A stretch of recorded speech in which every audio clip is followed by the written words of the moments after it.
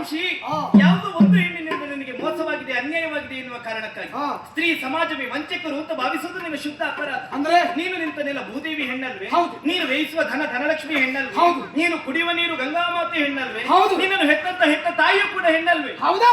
ಅವಳಿಂದ ಯಾವ ವಂಚನೆಯಾಗ್ಲಿ, ಅನ್ಯಾಯವಾಗ್ಲಿ, ಮೋಸವಾಗ್ಲಿ ನಿನಗಾಗಿದ್ಯಾ? ಹೆತ್ತ ತಾಯಿ ಯಾವ ಮಕ್ಕಳ ಕುರಿತಾಗಿ ಕೆಟ್ಟತನ ಮಾಡುವುದಿಲ್ಲ. ಹೊತ್ತಂತ ಭೂಮಿ ಒಳ್ಳೆಯವರಿಗೆ ಜನ್ಮ ಕೊಡ್ತಾಳೆ, ಕೆಟ್ಟವರಿಗೆ ಜನ್ಮ ಕೊಡ್ತಾಳೆ. ವ್ಯಯ ಮಾಡುವಂತ ದನ ಒಳ್ಳೆಯವರನ್ನು ಸೇರಿಕೊಳ್ತಾಳೆ, ಕೆಟ್ಟವರನ್ನು ಸೇರಿಕೊಳ್ತಾಳೆ. ಅದೇ ಕುಡಿಯುವಂತ ಗಂಗಾಜಲ ಹೋಗುವಂತ ಪ್ರಾಣವನ್ನು ಉಳಿಸ್ತದೆ ಬಿಟ್ಟರೆ ಪ್ರಾಣ ತೆಗೆಯುವುದಿಲ್ಲ. ಈ ಕೆಟ್ಟ ಸಂತತಿಗಳು ಹಾಗಲ್ಲ. ತಮ್ಮದಾದಂತ ಬದುಕಿನ ಆಸೆಯನ್ನು ತೀರಿಸಿಕೊಳ್ಳಕ್ಕೆ ಬೇಕಾಗಿ ತಮ್ಮದಾದಂತ ಪ್ರೀತಿ ಪ್ರೇಮದ ಭಾಷಕ್ಕೆ ಗಂಡು ಮಕ್ಕಳನ್ನು ಸೆಳೆದುಕೊಂಡು ಅವರ ಮಾನಸಿಕವಾದ ಚಿತ್ರಹಿಂಸೆಯನ್ನು ಅನುಭವಿಸಿ ಆಮೇಲೆ ಅವರನ್ನು ಒಬ್ಬಂಟಿಯಾಗಿ ಬಿಟ್ಟು ರೆಕ್ಕೆ ಹಾರಿ ಹೋಗುತ್ತಾ ಹಕ್ಕಿ ಹಾಗೆ ಸ್ವಚ್ಛಂದವಾಗಿ ಹಾರಿ ಹೋಗ್ತಾರೆ. ಇದು ನನ್ನ ಜೀವನ ಅನುಭವದ ಪರಮ ಸತ್ಯ.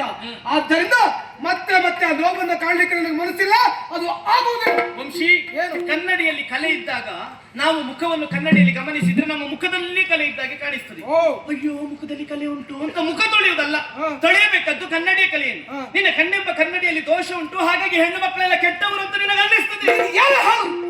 ನನ್ನ ಹೃದಯದಲ್ಲಿ ಮತ್ತೆ ಪ್ರೇಮ ಪ್ರೀತಿಯನ್ನು ಮೊಳಕೆ ಹೊಡೆಸುವುದಕ್ಕೆ ಸಾಧ್ಯ ಇಲ್ಲ. ಅದಕ್ಕೆ ಅವಕಾಶ ಎಂದಿಗೂ ನಾನು ಕೊಡುವುದಿಲ್ಲ. ವಂಶಿ, ಏನು